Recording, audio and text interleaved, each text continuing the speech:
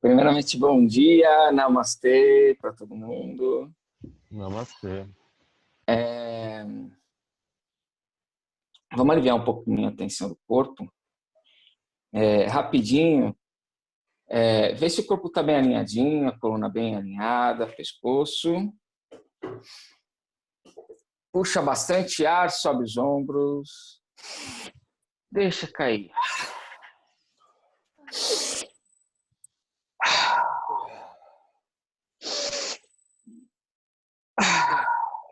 Mais 3 vezes.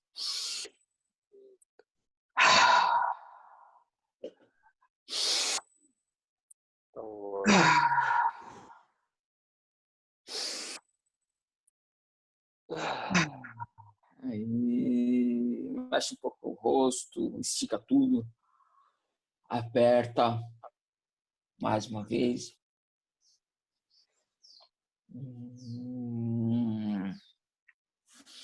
Aí, sejam todos muito bem-vindos.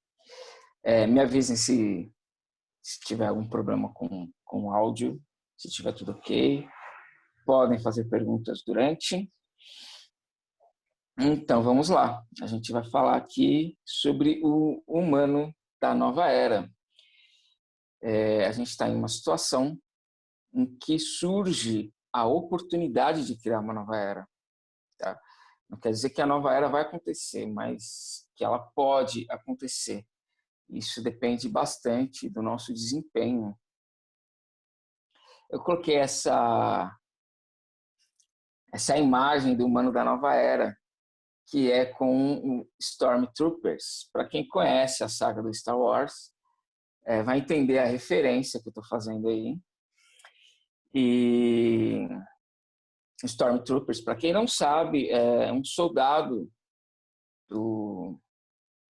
é o exército, né, do Império, que no filme, na saga, ele representa o mal, ele representa a opressão, né, a ditadura que a gente tem imagem, né?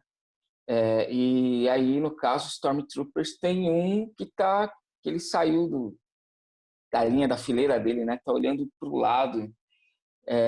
O que isso representa, né? Ele está se perguntando o que ele está fazendo lá. Ele está se tocando que ele é um soldado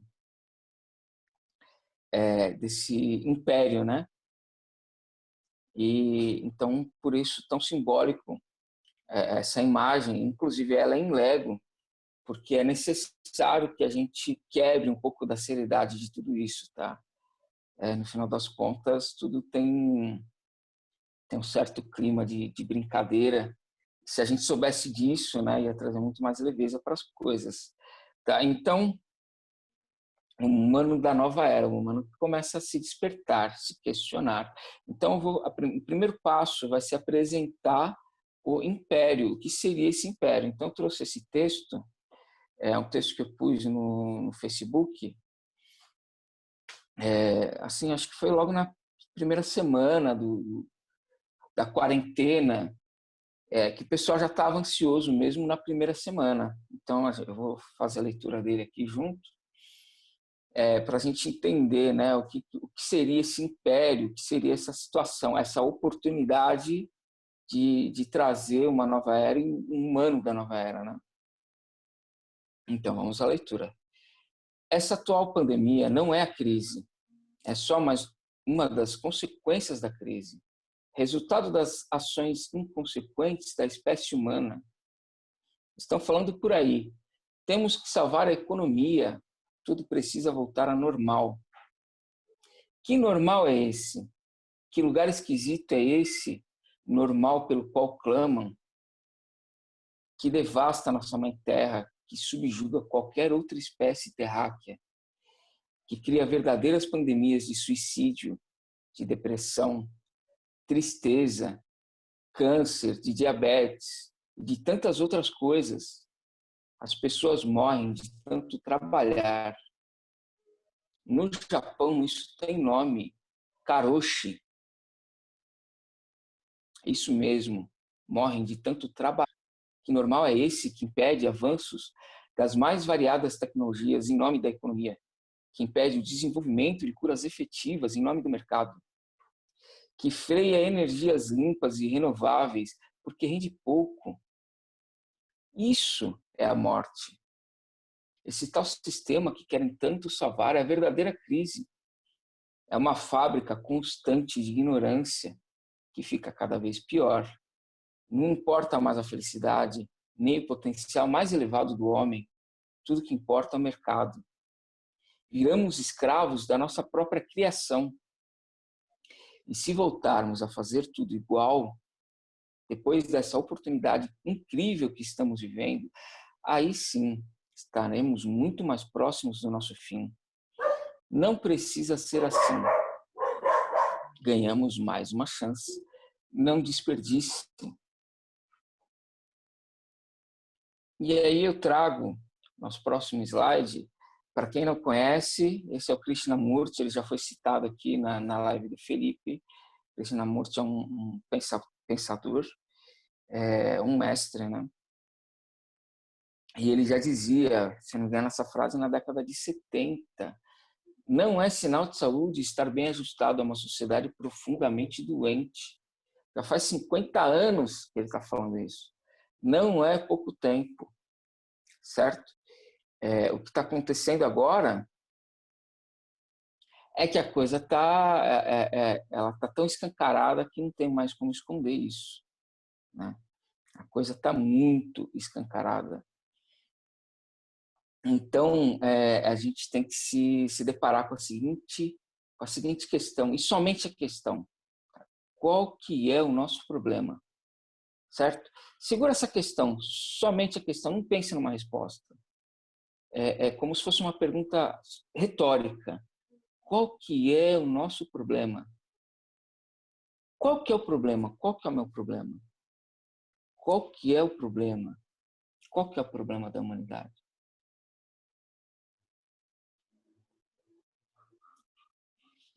E aí eu trago não somente essa ideia de onde estaria o problema, mas a ideia do ponto atual da humanidade, que é o ponto onde a gente pode passar de um lado para o outro. Em cima a gente tem a imagem do Sadhguru, é um guru atual, particularmente é o que eu mais reverencio, que eu mais gosto, que eu tenho mais afinidade. E ele fala que sua história é animal, seu futuro é divindade. Neste momento, você é como um pêndulo balançando entre os dois. Fica evidente que a gente está em cima dessa corda, né? E de repente a gente está chegando do outro lado, a gente está recebendo o fomento necessário para chegar do outro lado. Né? Embaixo a gente tem a frase do Nietzsche, que é mais conhecida, mais popular, é mais antigo, e também já falava há muito tempo a mesma coisa que o Sadhguru está falando. O homem é uma ponte suspensa no abismo que liga a besta ao super-homem. É a mesma coisa, né? A besta se refere ao lado animal, super-homem se refere ao nosso futuro divino, nosso futuro de divindade. Então, assim, tudo isso que eu estou trazendo não é realmente uma novidade, mas se tornou uma urgência. Tá? Eu sempre costumava falar, há 7 anos que eu venho falando isso, né? A gente vai ver a Terra mudando, a gente vai ver a humanidade mudar, a gente vai estar vivo para ver isso. E, assim, uma resposta unânime, não importa quem respondesse a isso, a resposta era sempre a mesma: a gente não vai estar vivo para ver isso. A mudança vai demorar, o ser humano não está pronto, vai ser daqui a 600 anos, daqui a 200 anos, daqui a 1000 anos, a gente fala, vai ser daqui a 10.000 anos. Isso, de repente, sabe, cai uma ficha nesse momento. Porque se a gente pensar, vai ser daqui a 10.000 anos, a gente está dizendo que a Terra, o universo, que vai respeitar o nosso tempo, que vai estar atrelado ao nosso tempo, como se a gente fosse o mais importante. E agora a gente percebe que não, a Terra tem o próprio tempo. Cabe a gente, como ser pensante e responsável, se adequar ao tempo da Terra, ao tempo do universo, ao tempo de todos os seres viventes. Não somos os únicos, né? Quando a gente, de repente, simplesmente quer protelar a nossa própria evolução, é meio que um egocentrismo, né? Ah, deixa para depois, a gente não está pronto, como se todo o resto fosse esperar a gente. De repente, chega essa oportunidade dizendo, não, isso não é verdade. A gente não é o centro da evolução, a gente não é o centro do mundo. As coisas não vão esperar o nosso tempo, tá? Então, dando continuidade, eu trago aqui um gráfico, um diagrama, para tentar explicar mais ou menos aonde que a gente está preso, o que a gente está fazendo, por que a gente está nessa condição de homem entre a besta e o super-homem, ou entre o animal e a divindade, né? O que está preso na gente que não permite a gente dar esse salto? Tá? Porque o homem da nova era nada mais é do que a gente mesmo transformado. E o que é essa transformação? Então, fiz um esboço para tentar destrinchar a nossa condição humana e apontar onde que a gente está preso. Então, a gente começa por aqui, tá? O primeiro quadrado lá, inteligência pura, energia primordial. No yoga, a gente chama isso de chitta. Tá? Isso seria o início de tudo. A gente pode entender como uma inteligência pura, imaculada de memória, ou a gente pode entender como energia primordial. Se a gente está aqui, a gente está fazendo uma live, a gente está vivo, a gente está pensando, a gente está falando através de computadores, né? Tudo isso é energia, tudo isso demanda energia. Então, foi necessário uma energia primordial. Isso é fácil de sondar, isso é fácil de perceber, tá? Essa energia primordial. A gente pode até, de repente, questionar essa questão da inteligência, mas a energia não, ela é inquestionável, né? Precisou de uma energia inicial para que tudo acontecesse, tá? A partir daí, a gente vai descendo aqui, ó, para a inteligência etérea, memórias, informações. Em yoga a gente chama de Chirakasha, ou os famosos registros akáshicos. O que isso quer dizer? Que no meio da construção da matéria vão surgindo memórias e informações que vão dando origem a novas coisas, novas matérias, novos elementos, novas formas de energia, ou novas formas de vibrar, novas formas de vibração. Tá? Uma coisa surge da outra, uma coisa vem de outra. É uma expansão, né? E aqui nesse ponto, nessa linha, não sei se vocês estão vendo o mouse aqui, tem toda a existência, toda a criação. Só que no caso a gente está fazendo um autoestudo. Então, eu desci aqui para compor o homem, o autoestudo, o nosso estado. Tá? Então, a gente tem um corpo mental. Isso é fácil de perceber, fácil de sondar, porque o corpo mental é o que a gente está usando para conversar. É o que eu estou usando para falar, é o que você está usando para ouvir. É o que pensa, é o que dá qualidade para as coisas. Corpo físico, esse é fácil de sondar. Também, né, o yoga chama isso de corpo de comida, e tudo que a gente come se transforma no corpo da matéria, né?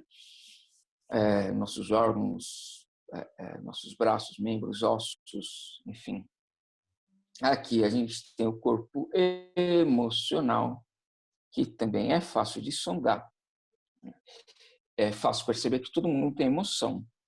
Todos os seres viventes têm emoção, né? Os animais e a gente também, como um animal um pouquinho diferente,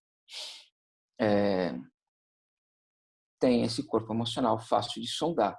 corpo energético. Esse corpo energético, ele também não é difícil de perceber, tá?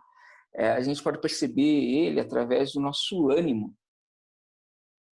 Se a gente está animado para fazer alguma coisa, se a gente está, de repente, bate uma vontade de correr uma corrida, escalar uma montanha, ou se simplesmente a gente está com vontade de fazer nada, dormir o dia inteiro, né? Tem uma demanda de energia que é diferente da energia física, né? do corpo físico. Ela responde a diversas coisas, a uma composição de coisas, né? Desde o nosso estado emocional, por exemplo, responde aos nossos pensamentos, ao nosso corpo mental. Responde ao corpo físico, mas ele é um composto, e é um corpo puro só, um corpo energético. Ele está muito conectado com essa história aqui mais de cima, tá? Então, vamos caminhando aqui para o corpo mental e a gente vai dividir o corpo mental. Essa divisão, eu só destaquei aquilo que eu considero importante para a gente observar agora. A ideia é simplificar ao máximo, tá? É resumir ao máximo essa história.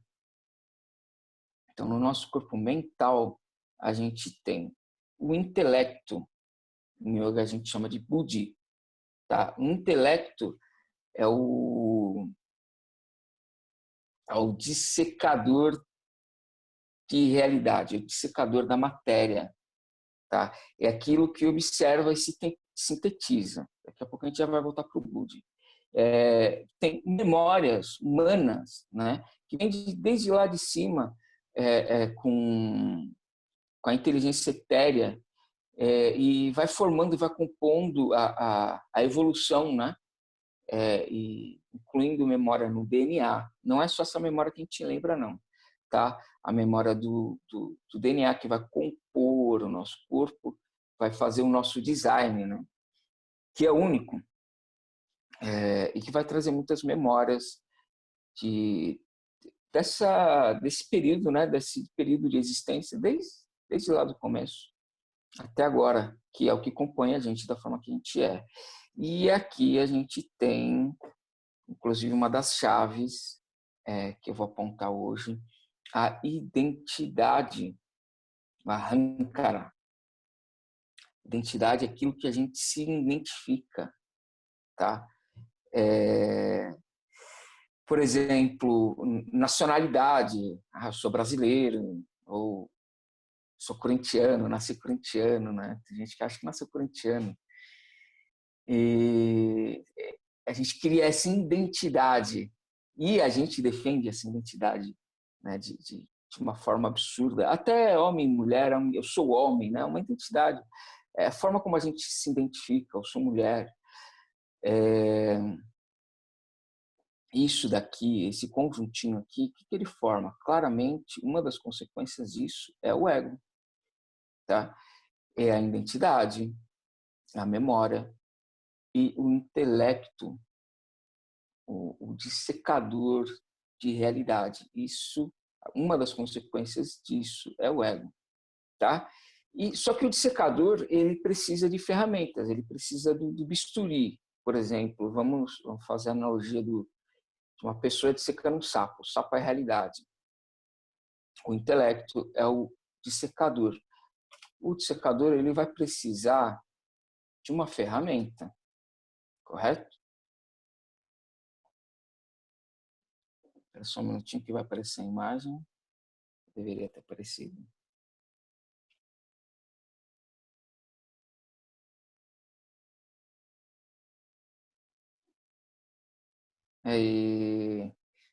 Então, a gente vai se deparar aqui primeiro com a língua, tá? A língua é o nosso primeiro bisturi, é o nosso primeiro catálogo, tá?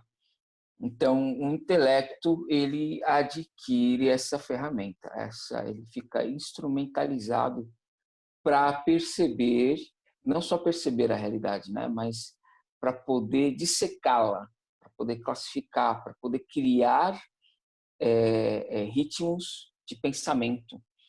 E a língua é uma coisa muito curiosa, porque ela dita um pouco a dinâmica do pensamento. Quem fala duas línguas, por exemplo, sabe que pensar em uma língua ou pensar em outra língua tem diferença, muda a dinâmica do pensamento, muda a qualidade do pensamento. Então, a gente percebe, inclusive, que o pensamento ele não é algo puro, né?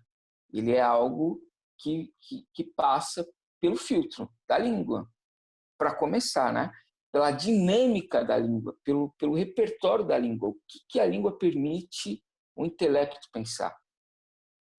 Não é uma coisa muito livre, é muito pelo contrário, é extremamente variado. Conforme a língua, eu posso criar um determinado tipo de raciocínio ou outro determinado tipo de raciocínio. Inclusive, o Felipe colocou um vídeo lá no grupo que fala justamente disso. É um vídeo maravilhoso, vale muito a pena assistir. A partir desse ponto, a gente tem cultura. Essa cultura ela vai se formando a partir de ideias ao longo do tempo, tá? Religião é um aspecto cultural e é um aspecto mental.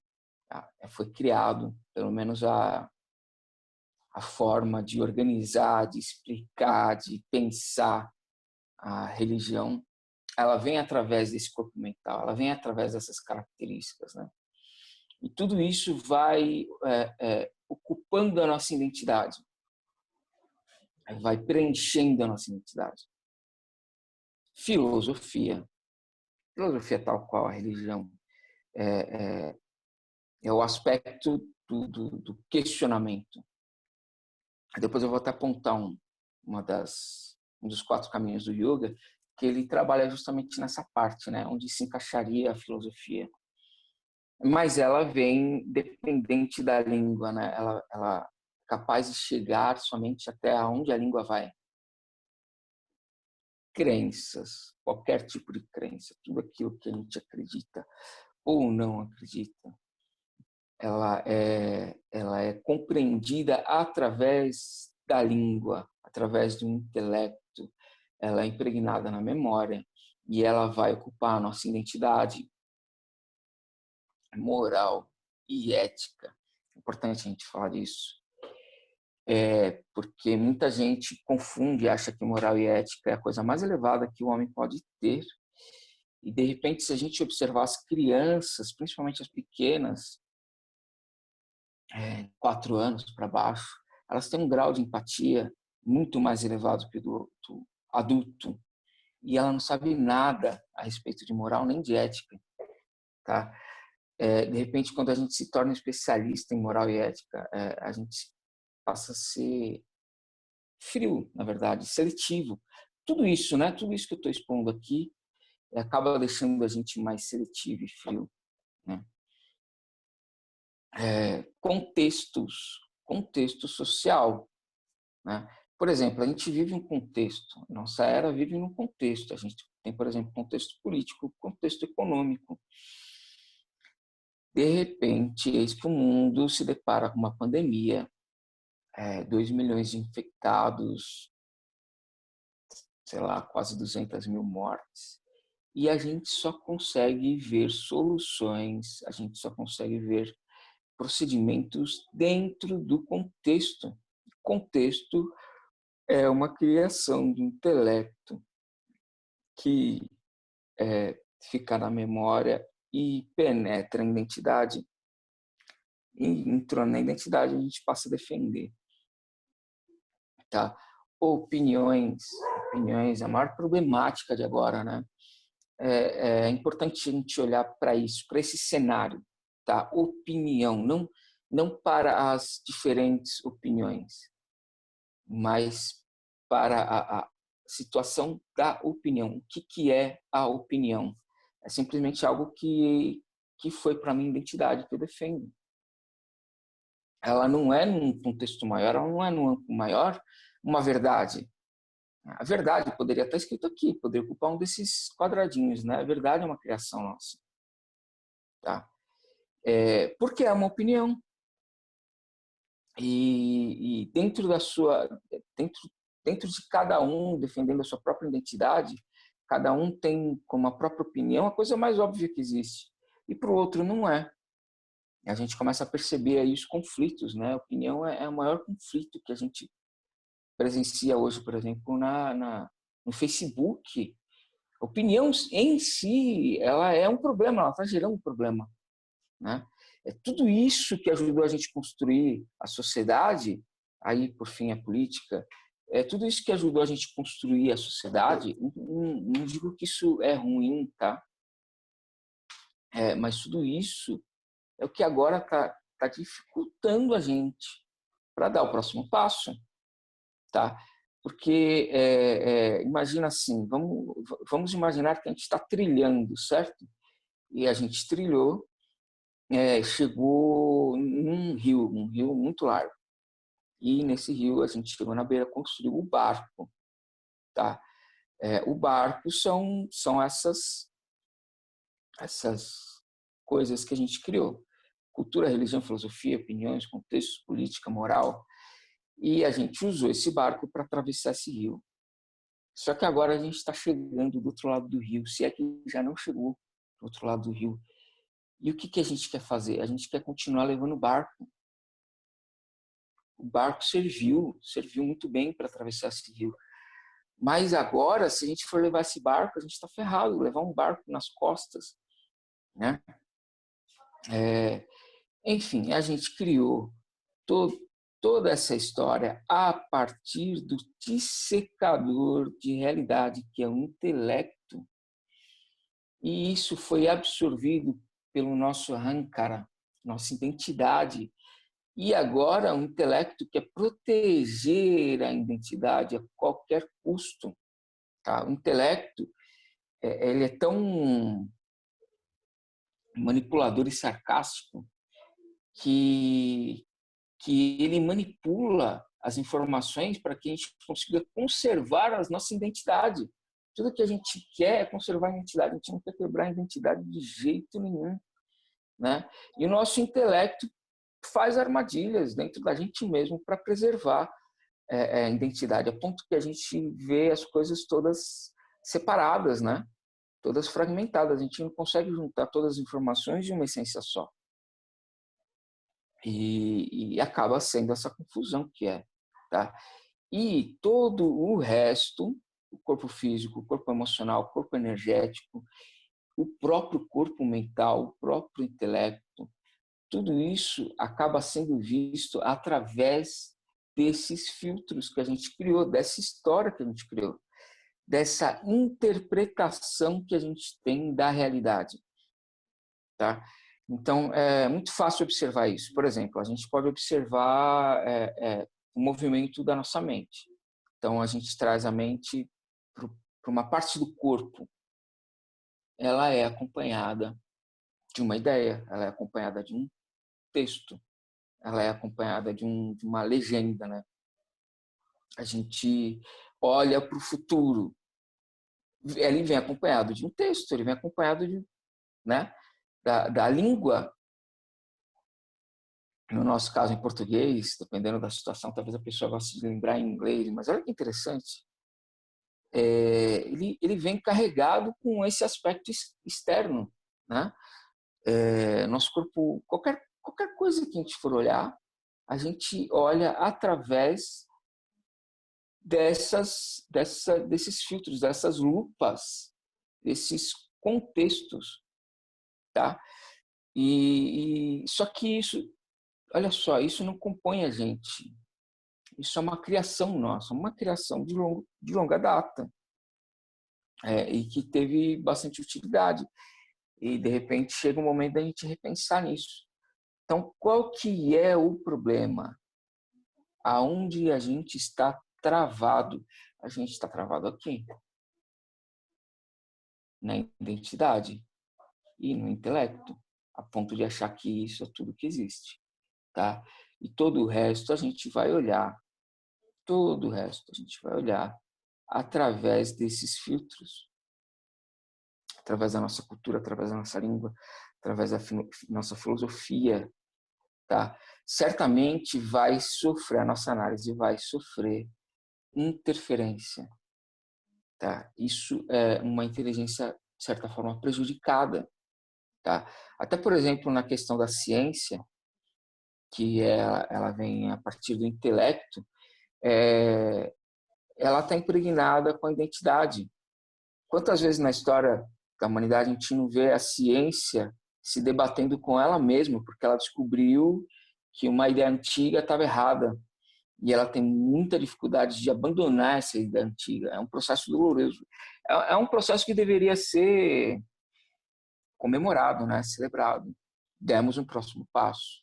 No entanto, a gente está tão impregnado de identidade que até dentro da ciência a gente fica com dificuldade de abandonar antigas descobertas pelas novas que quebram essas antigas descobertas, certo? Tá? Então a gente está preso aqui. E como é que a gente se liberta, né? O que seria o homem da nova era? Como é que a gente sai desse estado, desse lugar? Como é que a gente traz esse observador desse lugar? A função é essa, né? Mover esse observador, trazer esse observador, no mínimo dos mínimos aqui mais para cima, conseguir trazer o observador nos outros corpos de forma livre de interferência, como se a gente entendesse que o intelecto ele vai ser usado quando ele for convocado, né? A gente entender que a identidade ela é uma condição temporária, uma condição, a gente está falando de existência de bilhões de anos, milhares de anos do homem, milhões de anos da Terra, bilhões, né?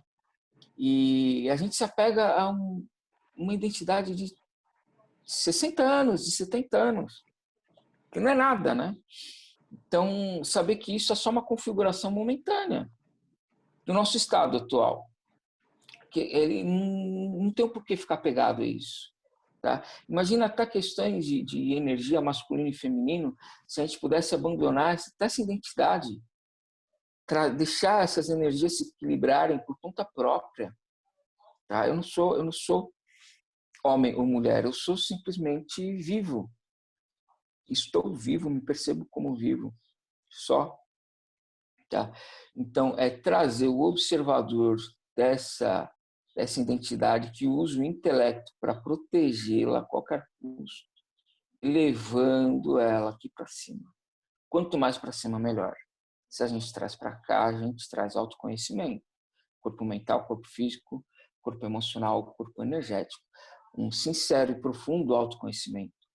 Se a gente sobe para cá, a inteligência etérea, a gente acessa a fonte de sabedoria, né? A gente acessa os registros acásticos. É aqui que estão as informações intrínsecas que a gente tem acesso, né? A gente só não sabe como acessar. Mas está tudo conectado, né? A gente tem que subir essa trilha, a gente tem que seguir essa trilha. E um pouco mais para cima também. Tita. É dito que quem atinge esse estado de inteligência pura acessa a fonte original. Tá? É disso que se trata, inclusive o yoga. É a união. Nesse contexto dá para a gente visualizar bem essa questão da união, unificar tudo, deixar o observador olhar para tudo isso de forma holística e unificar tudo isso, trazer harmonia em tudo isso. Tá? O homem do futuro não precisa chegar lá na inteligência pura, mas ele precisa sair desse lugar da identidade com urgência. Tá? Eu trago para sustentar essa argumentação, eu trago pensadores que eu gosto muito. Mais uma vez eu vou trazer o Krishnamurti, daqui a pouco ele vai aparecer aí na telinha, com a citação que o Felipe trouxe na live dele. E que é muito interessante porque uma coisa que a gente lê tem diversos níveis de interpretação, de profundidade que a gente pode atingir, né? Então, Krishnamurti fala que a forma mais elevada de inteligência humana é a capacidade de observar sem julgar. De certa forma, o que eu entendo é que ele está dizendo que a mais elevada forma de inteligência humana é você conseguir observar algo sem palavra, livre da legenda. Percebe? Livre de qualidades, livre de adjetivos, livre de camadas, né? Poderia ser maia. Você olha para alguma coisa simplesmente olhando, né? Talvez até se confunda com ela, se misture com ela. É assim que as crianças observam as coisas enquanto elas não têm a língua, né? A gente, de repente, tem que criar essa habilidade de poder abandonar a língua. Observar algo sem julgar, observar algo sem língua, sem filtro, sem identidade, sem memória, né? Fora daquele espaço, tá? O próximo que eu trago aí é o Sadhguru. Não, desculpa. É uma cartinha que eu fiz do baralho, que eu fiz para um retiro do Romã, o oráculo, que fala exatamente o que isso quer dizer. Quando eu criei essa frase, o que eu queria dizer era exatamente isso. Inteligência divina é a capacidade de observação.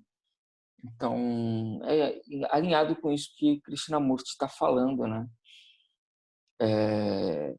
Quanto mais a gente consegue observar uma ou diversas coisas sem filtro, né, mais apurada é a observação. Não tem nada turvando a observação. Isso é um grau de inteligência que não cabe o raciocínio do intelecto. Porque o intelecto, o que ele vai fazer? Ele vai dissecar, né? Você pega o sapo, e legal, você abre o sapo, você percebe todos os órgãos, tudo bem, mas você matou o sapo. Olha que coisa. De repente, uma observação do sapo, de forma mais pura, com uma capacidade de uma inteligência mais elevada, você percebe o sapo, mas sem matar ele. Você vira o sapo. Tem um custo, né? De secar tem um custo. Você matou o sapo. Você deixou a coisa fria. Não que a gente nunca vai fazer isso, não é isso. Mas entender que essa não é a única forma, nem a melhor, talvez, de perceber as coisas, né? Agora sim, o Sadhguru.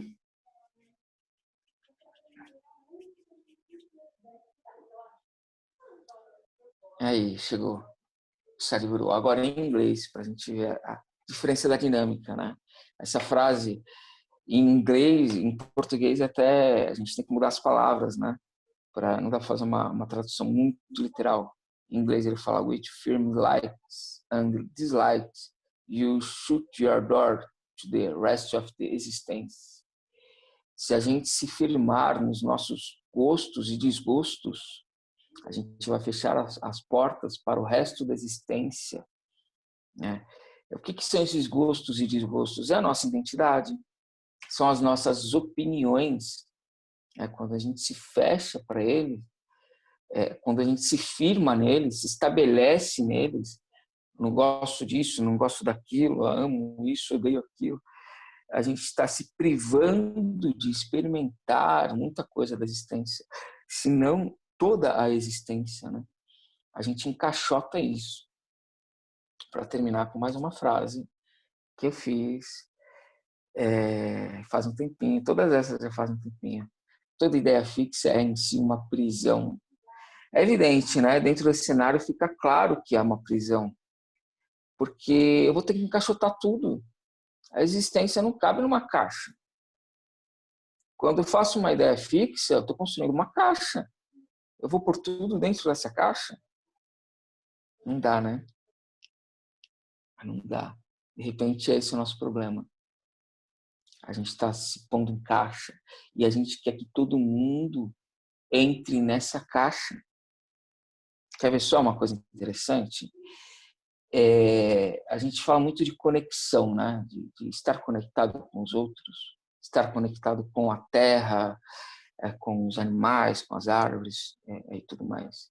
Se a gente se conecta através do intelecto, essa conexão é real? Eu estou me conectando com o outro ou eu estou me conectando com a ideia que eu tenho do outro? Eu estou me conectando de verdade com o outro ou eu estou me conectando com a interpretação que eu faço dele? Com aquilo, com a fantasia que eu tenho a respeito dele? Percebe? Uma conexão real, ela exige que não tenha a língua interferindo, que não tenha nem sequer a identidade interferindo. É um grau de conexão muito mais real, porque ele está fora desse tecido, desse muro que vai dividir. Eu não consigo perceber o outro se for somente através da minha interpretação. A interpretação é um pano, é um muro, uma janela que seja, pode estar transparente, mas ela está impedindo o acesso, né? Está impedindo a conexão, tá? Então a gente tem que pensar nisso. De repente, a gente está conseguindo realmente se conectar ou a gente está fantasiando isso? Né? A gente está conseguindo conversar com a Terra, se conectar com a Terra, ou a gente está fantasiando isso? A gente cria ideias de conexão, fantasias a respeito disso, e o que a gente vive de verdade é essa fantasia. Tá? E daí a gente chega, trouxe mais uma vez essa organização, porque também não é justo que eu fale que a gente precisa mudar o observador de lugar, precisa trazer ele para outro lugar, e simplesmente não oferecer nenhuma referência. Bom, já é percebido que mudar o observador de lugar é um esforço individual. Tá? Ninguém vai fazer isso por você, ninguém vai fazer isso por ninguém, é um processo individual. O que a gente pode compartilhar e dispor são as ferramentas para levar a posição desse observador. Aí, no caso, as ferramentas que eu conheço, que são citadas aqui pelo Sadhguru, que eu me identifico, são os 4 caminhos do yoga. Tá? Os 4 caminhos, eu acho que eles estão, de certa forma, eles estão relacionados com os 4 corpos. Tá? Os 4 caminhos não são as linhas de yoga. As linhas de yoga existem muito mais do que 4. Tá? E elas sempre vão corresponder a um ou mais desses 4 caminhos. O primeiro dos 4 caminhos do yoga é o Jnana Yoga. Tá? Tudo isso eu tirei do livro do Sadhguru. Jnana Yoga é yoga da sabedoria.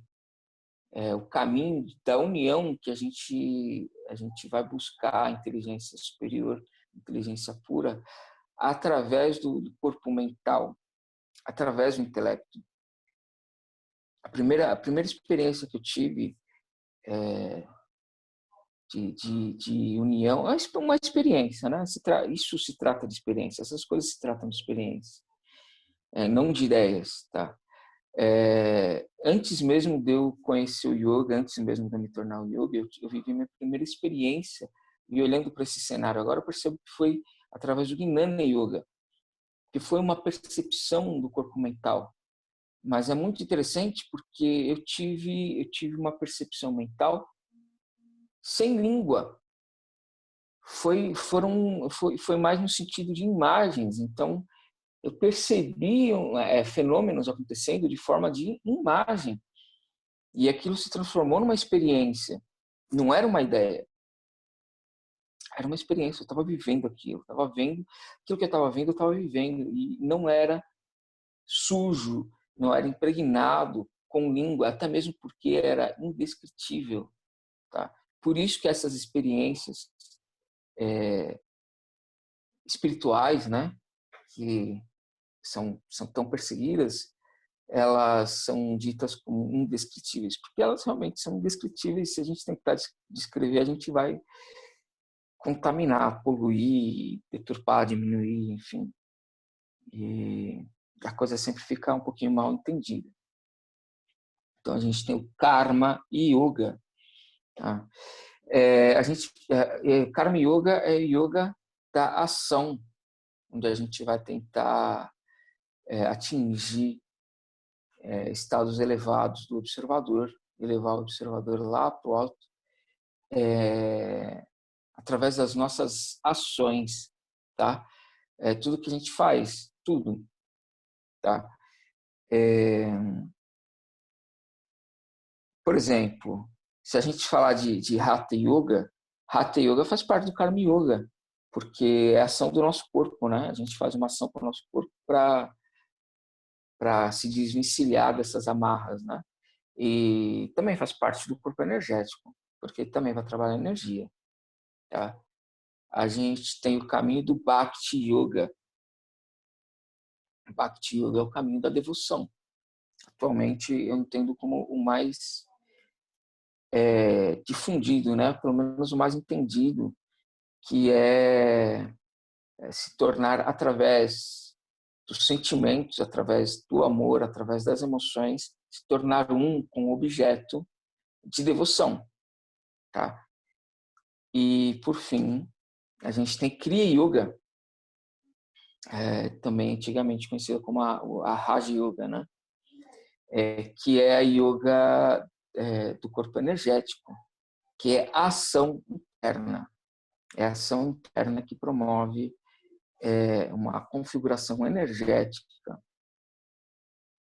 para atingir estados elevados da consciência, mover o observador de um lugar para o outro, elevar esse observador. Claro que se a gente conseguir se munir dos 4 caminhos, melhor, né? No final das contas, esse seria assim, o equilíbrio total. Mas a gente pode se identificar mais com um, mais com outro, escolher, optar por um, por outro, e até que os outros sejam no meio do caminho, a gente vai encontrando os outros. E é interessante que nessa ótica a gente não precisa falar de yoga como alguém que escolheu praticar yoga, né? Bhakti Yoga, se for alguém sincero, de qualquer religião, mas sem estar sujo, né? Sem estar limpo, poluído. O yoga fala muito de limpeza. Aqui fica claro que limpeza tem muito a ver com isso, né?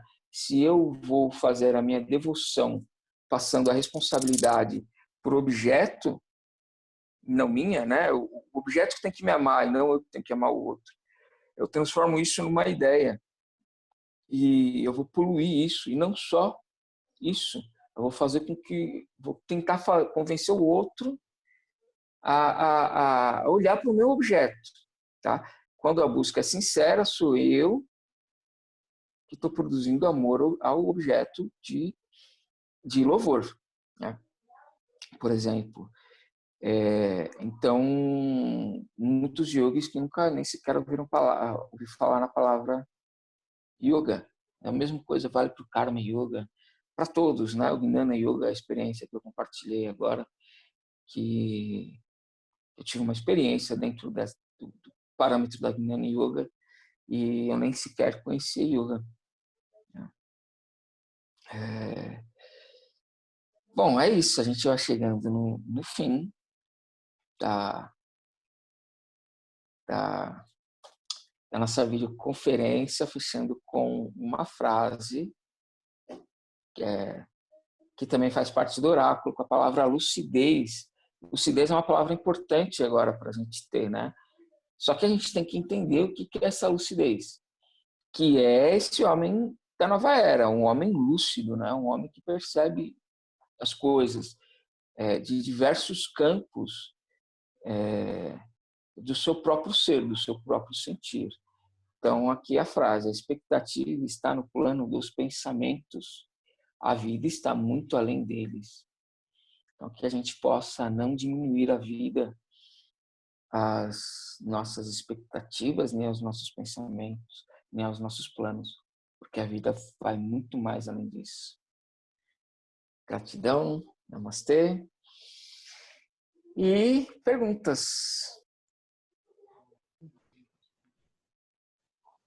Gratidão, Dani. Muito bom. Valeu, foi Gostou, ótimo. Ti? Muito. Tem muito alinhado assim também com o que eu quero trazer na minha live semana que vem. E eu queria que você falasse assim de forma prática, como é que você enxerga nesse momento formas da gente sair desse apego a essas identificações e trazer o observador para esse nível mais elevado? Então, eu acho que a forma prática, a Terra está dando, né? A Terra, ela trouxe essa doença altamente contagiosa para a gente se recolher, tá? Porque praticar isso o primeiro passo, é olhar para dentro, tá? Perceber a gente, perceber o que a gente está fazendo, o que eu fiz, o que eu estou fazendo da vida, o que é a minha vida, né? Eu percebo a minha vida. Então, no sentido prático, o primeiro passo é o recolhimento. O primeiro passo é essa investigação, essa autoinvestigação que está sendo fomentada pela situação atual, pela pandemia, né? E dá até para, assim, se a gente olhar o cenário global, dá até para perceber que, assim, quem andou fazendo mais besteira está mais de castigo do que todo mundo. Tem que pensar mais, vai ter que ficar mais tempo. E, assim, eu tenho a impressão de que esse tempo só vai passar quando a gente olhar para dentro, quando a gente começar a se perceber, para elevar essa consciência.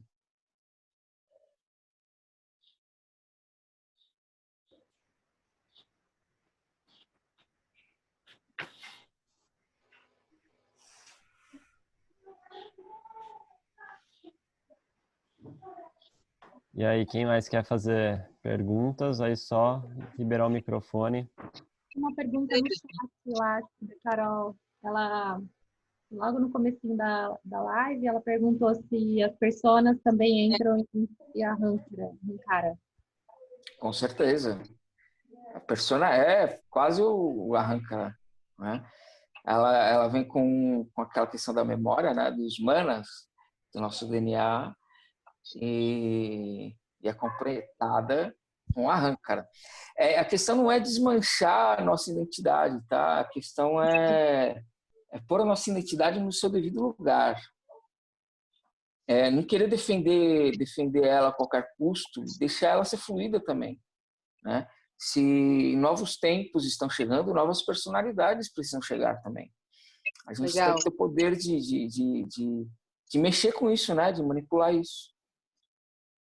Ser mestre de nós mesmos. Eu sinto a força, assim, também, quando a gente entra nessas questões, dos paradoxos, né? Das polaridades. Então, é como se a gente estivesse entrando num processo de conseguir conciliar essas vertentes, né? Então, seria masculino e feminino, a mente positiva com a mente negativa, né? Não a gente querendo degolar a coisa, tipo, massacrar. Não, vou exterminar a persona, vou exterminar a mente negativa, né? Vou estar sempre na mente neutra, né? Não é isso, né? Então, eu vejo que realmente existe essa concepção de acolhimento, né? De percepção, realmente, das manifestações de arquétipos e personalidades e os tipos de mente que a gente convive, né? E eu acredito que nessa conciliação pessoal interna de paradoxo a gente consiga olhar as pessoas de uma forma muito mais sincera, né, compassiva, sem julgamento, né? Porque são dimensões que existem dentro de todos os seres, né? Eu achei muito incrível, me trouxe muitos insights, assim. E eu gostei muito da parte que você relembra dos 4 caminhos do yoga, né? É sempre bom a gente trazer lucidez nesse aspecto. Gratidão, Dani. Gratidão, fico feliz. Aliás, Dani, o primeiro caminho lá, o Gnana Yoga, que eu acho que o Sadhguru coloca, seria o mesmo que com o J, né? Gnana Yoga, o Yoga da Sabedoria, né? Sim, é o mesmo. Tá, é o mesmo. Só a escrita. Mas o livro, eu peguei igualzinho do livro, estava com G, mas eu vi com J. Eu vi, É que eu uma acho vez que ele mesmo falando a palavra, ele falou que As duas coisas. Vamos se livrar das identificações. O sentido é o mesmo. Isso daí. Ó, a Vera tem uma pergunta aqui. Ela colocou: então você acha que por estarmos mais tempo fechados por exigência dos governos, significa que merecemos isso? No Brasil estão liberando tudo e aqui em Portugal estamos trancados há um mês. Por merecimento? Não, eu acho que Portugal, na verdade, está se saindo muito bem. E, assim, ficar consigo mesmo não pode ser considerado um castigo, tá? A gente tem que chegar ao ponto de que ficar consigo mesmo é uma coisa extremamente prazerosa, tá? Agora, na questão de Portugal, eu diria que Portugal, de certa forma, está... em comparação, por exemplo, com os Estados Unidos, quando eu falei aquilo lá, minha mente julgadora, né? Minha mente ainda aprisionada, muito dessa questão, ela estava falando mais dos Estados Unidos, porque está na pior situação de todas.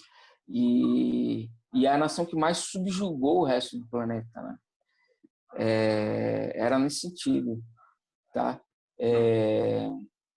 Agora, a gente não deve encarar isso como um castigo, sim como o tempo necessário. Qual que é o tempo necessário? Isso é individual. Outra coisa, não acho que seja o governo que esteja castigando ninguém.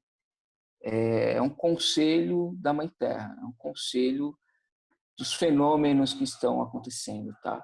Tem uma doença, é aconselhável, a doença altamente contagiosa, é aconselhável a gente ficar recolhido, né?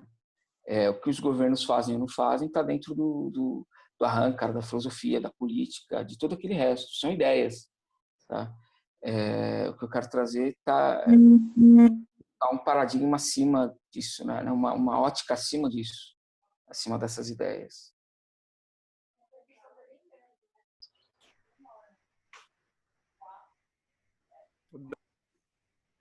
A Ana... não, pode falar, Du. Tá escutando? Estou escutando. Então, porque aqui a conexão já caiu umas 2, 3 vezes. Eu fico feliz de ouvir você falando tudo isso, porque eu sei que você é um practitioner da yoga e que esse é um caminho, né? A simples fazer uma das 4 yogas, né? A simples Hatha Yoga, aliado com a yoga da sabedoria, aliado com as yogas que você falou, essa simplicidade da yoga, que é complexa ao mesmo tempo, ela conduz me possibilitou escutar de você que é um practitioner, tanta consciência, né? Então eu vejo que a yoga é um caminho para essa consciência despertar. E isso ficou mais claro para mim agora, escutando uma pessoa que pratica yoga com tamanha consciência. Muito obrigado. Gratidão, Du. Gratidão. Te amo, cara.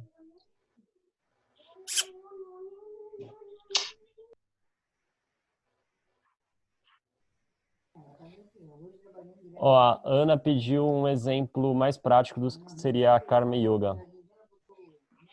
O que seria Karma Yoga? Tá. Karma Yoga envolve tudo que corresponde à nossa ação, tá?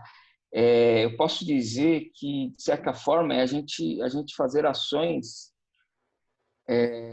por exemplo, em prol, se a gente pensar em prol da humanidade, ou em prol da família, em prol de outra pessoa, onde você não pensa na consequência dessa ação, na consequência que eu digo no retorno, né? Por exemplo, você trabalha, mas você não trabalha pensando no salário, você trabalha pelo trabalho, tá? Não sei, por exemplo, se a pessoa é professor ou enfermeiro, seja lá o que for, ele está fazendo aquele trabalho, ele transforma aquele trabalho no Karma Yoga quando ele esquece do resultado da ação e se concentra na ação. Ele vai elevar a qualidade da ação, o entendimento da ação. Por conseguinte, ele vai entender melhor a ação. e vai estar praticando, vai estar convertendo isso em uma ação elevada que vai subir, vai elevar a consciência. Ele não tá trabalhando porque é obrigado a trabalhar, por exemplo, né? Isso vale também, assim, por exemplo, tem muita gente que... Eu lembro de uma tia minha que quando era criança, ela é uma carola, né? E muito na igreja, e ela estava fazendo bazar, doações e tudo mais. Eu devia ter uns 9 anos. E eu perguntei, por que você faz isso, né? Por que você está fazendo essas doações? Eu perguntei, mas naquela idade eu já sabia qual que ia ser a resposta, né? Ela falou, para eu ir para o céu, para eu ganhar um espaço do lado de Deus. Poxa, sua ação não está sendo sincera. Você tá fazendo uma ação pensando o que você quer em troca dela, né? O que você quer em troca? Que dentro da crença dela, daquilo que ela acreditava, ela queria ganhar pontos com Deus, né? Para ir para o céu. Isso não é Karma Yoga, tá? Porque é uma ação motivada por uma reação, por uma ideia. Não é uma ação pura, né? Karma Yoga é uma ação pura. Por exemplo, se a gente fizer Hatha Yoga, praticar as posturas pensando nos benefícios, eu vou estar poluindo um pouco o processo. Eu vou ter esse benefício, aquele benefício, por isso eu vou fazer esses asanas, vou praticar. Não que eles não existam, né? Mas se você fizer pensando nisso, está poluindo. Se você fizer de forma pura, você está fazendo as posturas, observando, curtindo, você está fazendo aquilo pelo momento, aquilo por aquilo, né? Sem interferência, é Karma Yoga. As consequências vão ter, mas elas não são responsabilidade nossa. A gente só aceita elas. Não sei se deu para explicar.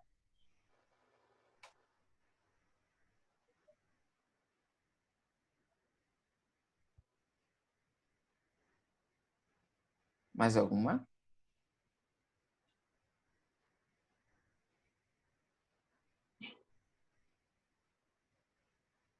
Dani, a Isa, ela pergunta assim, que se o Karma Yoga seria uma das formas de nos tirar da roda de samsara, de nos elevar. Todas elas são uma forma de nos tirar da samsara, sem exceção. Todas elas. Aí é que tá, né? Se a gente consegue unificar as 4, né? O interessante do Karma Yoga é que ela faz parte do dia a dia, né? O que você vai mudar é a postura do seu dia a dia, não é o seu dia a dia. Você vai mudar a perspectiva de como você toca o seu dia. Isso vai ter uma consequência, tá? Você mudando a postura como você leva o seu dia, ao longo do tempo, as coisas vão mudando sozinhas. A gente não precisa fazer nada. E sim, vai nos livrar da roda de samsara. É uma coisa importante, tá? Que eu quero citar aqui, falar. Essa ideia da roda de samsara, pela ótica budista, ela diz respeito a não renascimento, né? A não nascer mais, tá? Mas eu acho que isso é uma coisa assim que a gente não deveria ocupar a nossa mente com isso no momento. Tá? A gente pode se livrar, de certa forma, se livrar da roda de samsara ou das consequências kármicas em vida, na condição de vida, porque é o que a gente tem, é o que a gente sabe, é o que a gente sente e percebe, tá?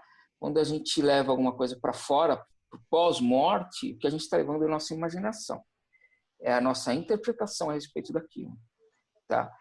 Então, sim, a gente vai sair da roda de samsara ou das consequências kármicas, mas agora, tá?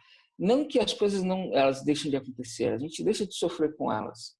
É diferente, tá? Bom, espero que tenha respondido a pergunta.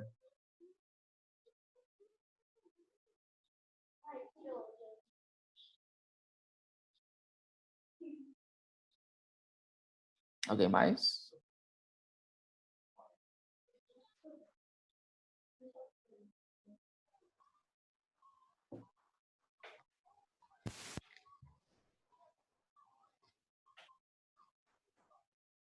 Alguém mais ou a gente...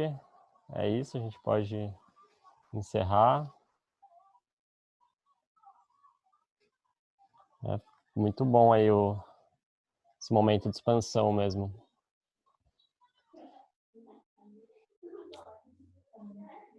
Gratidão, gratidão a todos.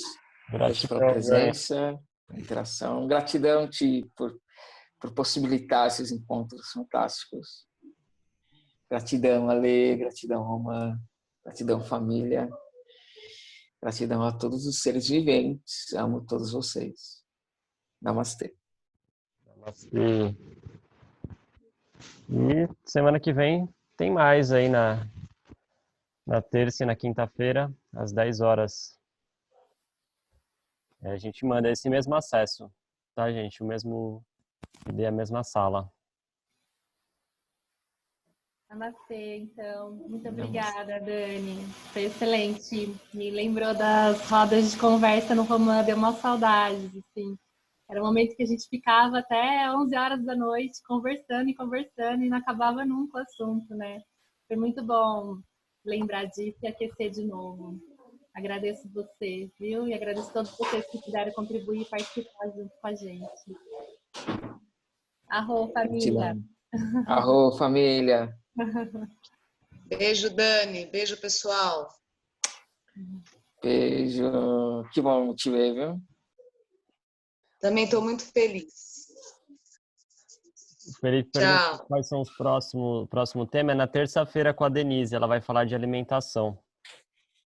E alimentação, equilíbrio e imunidade aí na terça-feira. E daí na quinta-feira eu também vou falar sobre a consciência do observador. Aí também um pouco de encontro aí que o Dani trouxe hoje. É isso então, gente. Tenham um bom dia a todos. E até breve. Bom dia.